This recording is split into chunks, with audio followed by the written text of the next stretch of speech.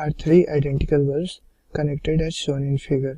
हमें क्या दे रखा है कि इस फिगर में हमारे पास तीन बल्ब्स है, B1, B2 और B3, और ये तीनों बल्ब्स जो है वो आइडेंटिकल बल्ब्स है। आइडेंटिकल बल्ब्स करने का ये मतलब है कि तीनों की रेसिस्टेंस सेम होगी, ठीक है।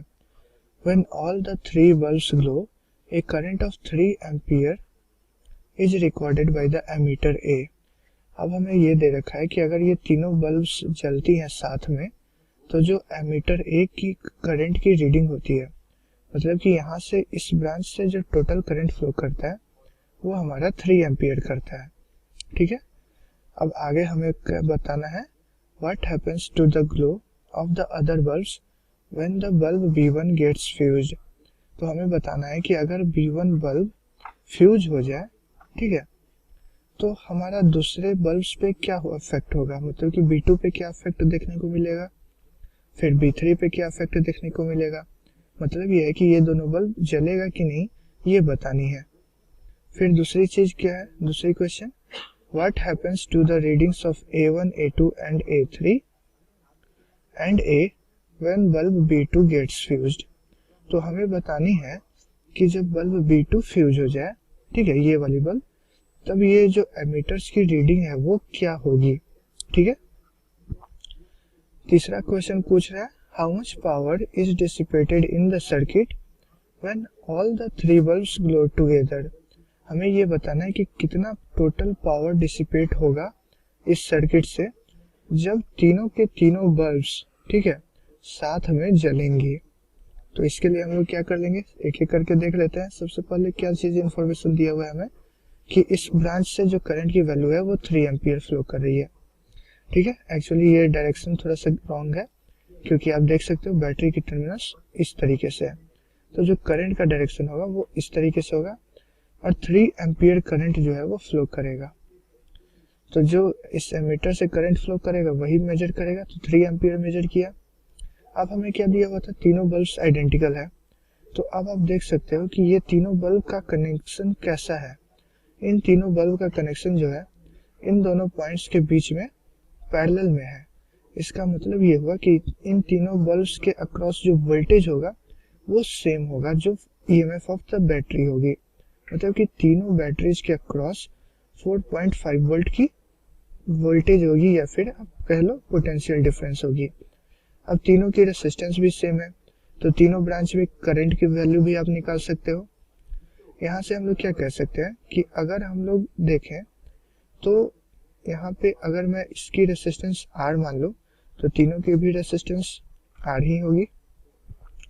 तो इस ब्रांच में एमीटर A1 की जो रीडिंग होगी वो क्या होगी, वो उसको मैं मान ले रहा हूँ I1, इसको मैं मान ले रहा हूँ I2, एमीटर A2 की रीडिंग, और इसको मैं मान ले रहा हूँ I3। करंट ही तो मेजर करती है एमीटर, ठीक है। ये तीनों मैंने मान लिया, तो हम लोग क्या लिख सकते हैं, I1 इज इक्वल टू क्या लिखेंगे 4.5/R, फिर I2 इज इक्वल टू क्या लिखेंगे 4.5/R, और I3 इज इक्वल टू भी क्या लिखेंगे 4.5/R। मतलब कि तीनों ब्रांच में सेम करंट फ्लो करेगी। रीजन क्या है, वोल्टेज भी सेम है और तीनों के क्रॉस रेसिस्टेंस भी सेम है, ठीक है। तो तीनों ब्रांच में सेम करंट फ्लो करेगी जब तीनों जल रहा होगा। तो अब यहाँ से टोटल करंट यहाँ पे 3 एम्पियर फ्लो किया और तीनों ब्रांच में सेम करंट फ्लो कर रही है, तो इसका मतलब आप ये कंक्लूजन निकाल सकते हो ना कि तीनों ब्रांच में हमारा 1 एम्पियर करंट फ्लो कर रहा होगा, तभी तो टोटल 3 एम्पियर करंट होगा, क्यों, है ना। तो ये हमें पता चल गया कि तीनों ब्रांच में करंट की वैल्यू 1 एम्पियर है, तो I1 की वैल्यू 1 रख देते हैं, तो ये हो जाएगा कितना 4.5/R। तो यहाँ से रेसिस्टेंस की वैल्यू मिल गई हमें 4.5 ओम, मतलब कि हर बल्ब की जो रेसिस्टेंस है वो है 4.5 ओम, ठीक है। अब हम लोग यहाँ तक पहुंच गए।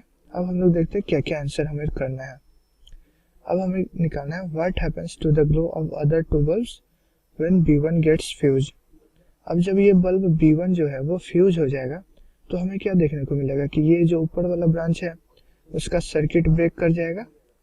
अब ये ब्रांच का सर्किट ब्रेक कर जाएगा तो इससे करंट फ्लो नहीं करेगी, लेकिन बाकी दोनों बल्ब पे कोई इफेक्ट नहीं होगा। क्यों, क्योंकि दोनों तो अभी भी पैरेलल कॉम्बिनेशन में है इस बैटरी के साथ, तो अभी भी इन दोनों के बीच में पोटेंशियल डिफरेंस वही है 4.5 वोल्ट, तो अभी भी current as it is flow करते रहेगा।